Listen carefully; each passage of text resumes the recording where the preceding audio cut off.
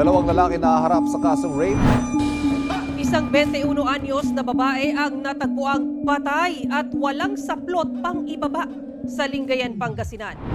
Sa Maynila, arestado at umamin sa krimen ang suspect sa panggagahasa at pagpatay sa isang batang babae. Nakunan pa ng CCTV na magkasama ang suspect at biktima ilang oras bago ang krimen. In a country where justice is often debated, one question: should the death penalty return to the Philippines? This video dives into the lives of those caught in the crossroads of crime and punishment, the lawmakers shaping the policies, and the families forever changed. Through gripping roleplay, we explore the moral dilemmas, legal challenges, and societal impacts of the death penalty. Is it justice or its vengeance? Let us uncover the perspective that shaped the controversial issue.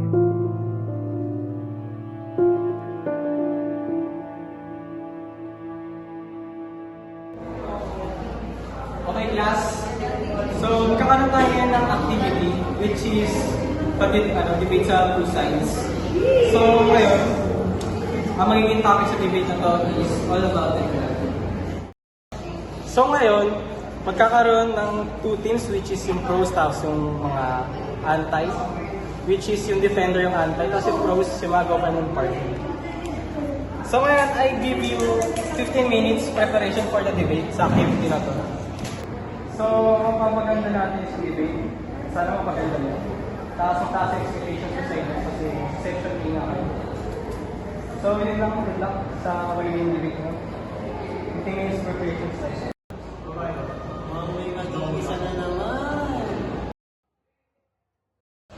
For over a century, maraming krimen na ang lumalaganap dito at nagiging normal na ang mga ganitong aktibidad.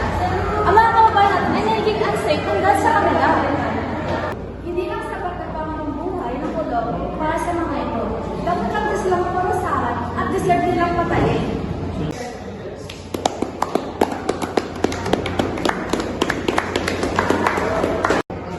Good reasoning.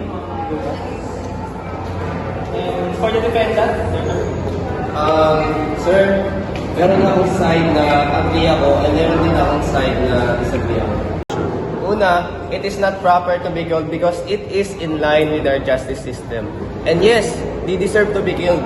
But sa tingin mo ba na it is moral na patayin sila?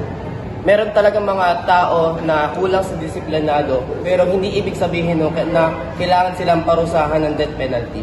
Because in some point, may mga tao tayo talaga na hindi makuha sa disiplina and it is alone for me. Kasi meron pa rin tayong tinatawag na human rights and ito ay applicable sa lahat ng tao.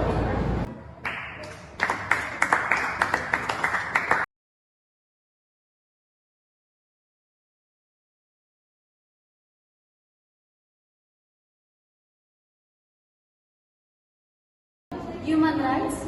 Morally accepted? Paano natatanggap yun? May sarili mo ang ina, biktima ng torture and rape? Paano mo na-accept yun?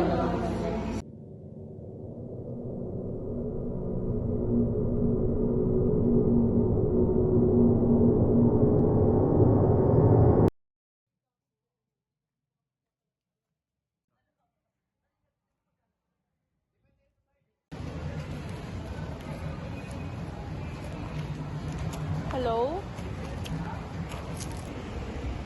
Tay, kamusta kayo dyan? Pwede ko bang makausap si Totoy?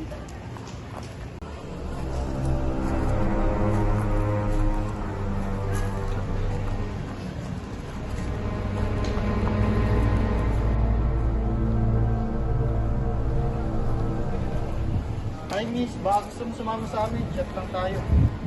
Tara na miss, saglit lang naman tayo. Sumama ka sa amin.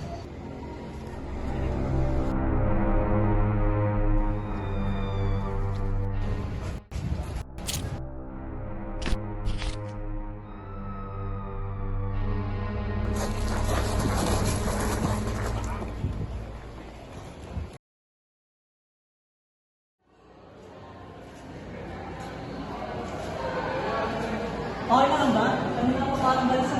Okay lang ako, pre. Parang nagtutulong lang ako. Sige, bukas, pre. Ingat. Okay, pre. Ingat. it is not proper to be killed because it is in line with our justice system. And yes, they deserve to be killed. But sa tingin mo ba na it is moral na patayin sila? Meron talagang mga tao na kulang sa disiplinado, pero hindi ibig sabihin na kailangan silang parusahan ng death penalty. Because in some point, may mga tao tayo talaga na hindi makuha sa disiplina, and it is for me. Kasi meron pa rin tayong tinatawag na human rights, and ito ay applicable sa lahat ng tao.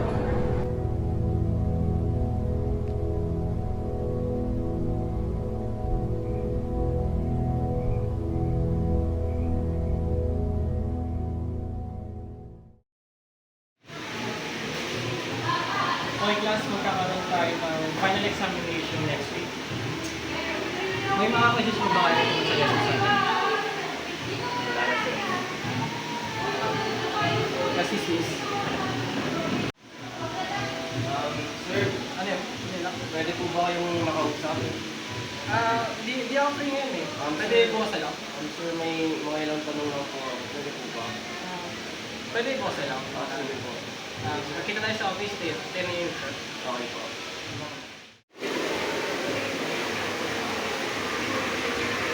Ay, kami. Hello, sir. Ay, kami. Hello, sir. Sir, ano ko lang po ulit magtanong tulad ng pabor ko po sa'yo nung last time. Makakalokohan yan ha? Kalma mo lang. Hindi, sir. May tanong lang po ako. Ano agenda? Regarding lang po kasi sa debate.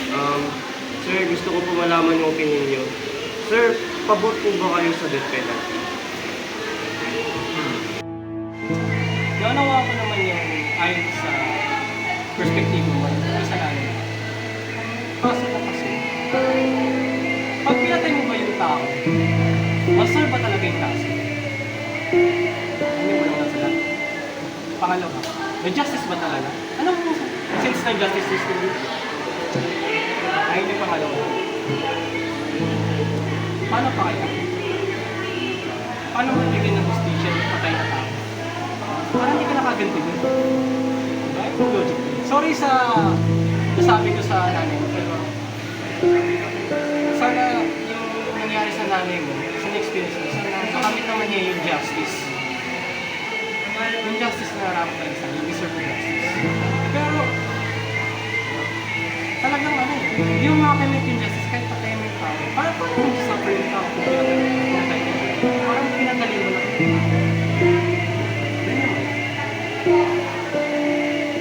Isipin mo yung past experience mo. Yung power ng decision mo dito. Wala sa akin yung power. Nasa sa'yo yun.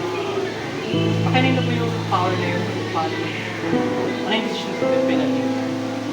Hindi yung judge yung sabihin natin yung power mo. Nasa lawyer yun. Para mag-person sa'yo ang power. Ayun yung masabi ko na. Dapat, sa pagiging lawyer, may critical thought.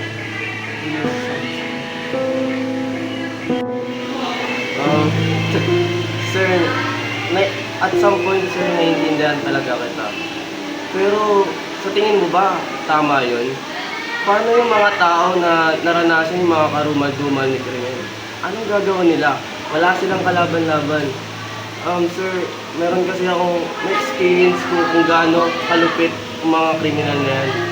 Yung nanay ko kasi is isa sa mga biktima ng pang-rape at pang-aabuso. Sa tingin mo ba, sir, na gano'n na lang, na wala kaming kalaban-laban, na walang mangyayari na hustisya para sa nanay ko?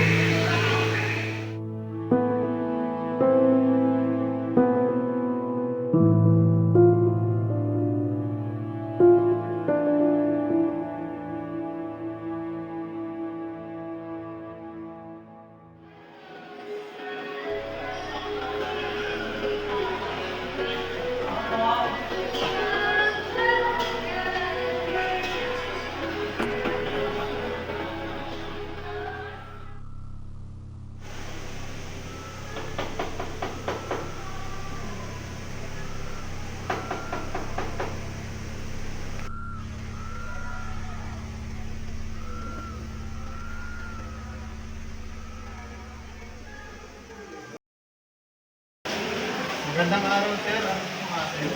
Ikaw ba si Paolo Enzo? Ako nga po.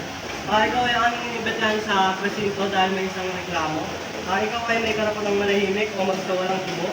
Ano man ang iyong sabihin ay maaaring magiging pabor o laban sa iyo, ano man ang hukuman. Ikaw ay mayroon din karapatang kumuha ng abogado na iyong pinili. Kung wala kang kakayahan, ikaw ay pagkakalot sa inyo ng pamahalaan.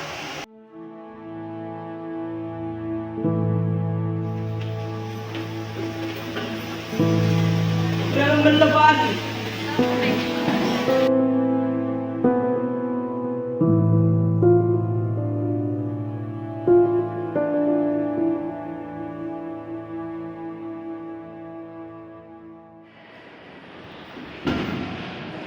Sir Aisha, madali natin sa water.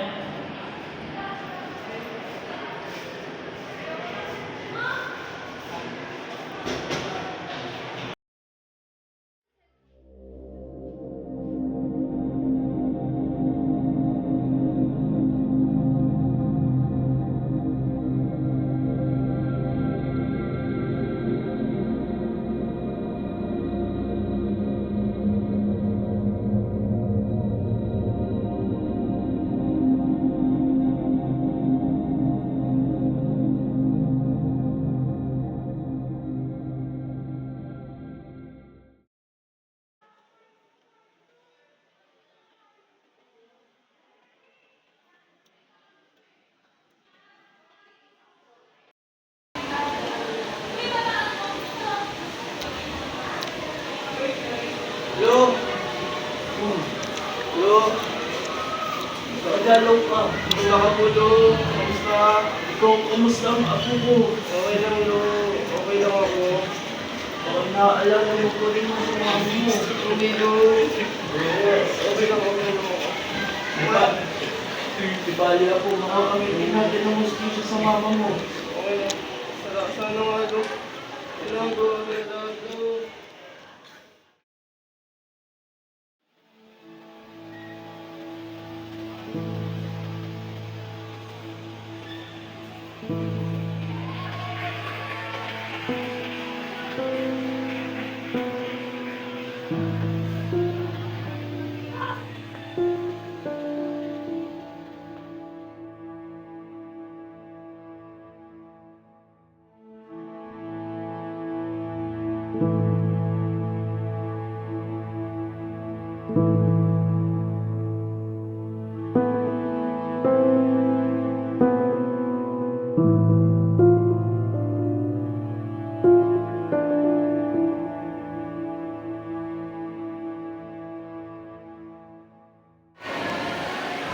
Mr. Encho, may nais ka bang sabihin sa lahat bago magpapalito? Gusto ko lang pong sabihin na hindi po ako ng pasensya sa lahat ng kamagana ng miss na vlog dahil po sa mga pangyayari. Wala po yung pagkarating, hindi po namin tinasadya na masaksak ng kaibigan ko. Miss Tao. Sa totoo lang po, pinagsisisihan po lahat yung gawa namin. Ganun din nangyari sa aking kaibigan sa sobrang depressed at stress nila sa nangyari. Ay nagpakamatay na po siya. Court order. Wala po yun. Wala po yung anak ko. Hindi po yung nanay ko. Patawarin niyo na po ako. Sir, maawa na po kayo. May anak po ako. May sakit din po yung nanay ko. Patawarin niyo na po ako. Hindi ko po sinasadya. Kung ano man maging desisyon mo, sabi mo namin sa iyong ina, sa iyong anak, Diyos na ang bahala doon. Kung ano man maging desisyon mo, susuportan. Salamat, Lo. Nandiyan ka pa rin. Thank you, Lo. Your Honor, ilais na lamang po akong sabihin. Alam ko po, masakit ang mawala ng isang ina. Pero pinapatawad ko po ang kriminal na ito. Nagdesisyon po ako na babaan ang hatol at ikulong na lang siya ng habang buhay. Kasi ano sila humingi rin ng kabilang panig na bababa na lang ang kaso kaysa hatulan ng kamatayan. Hatulan lang ng panghabang buhay na pagkakulong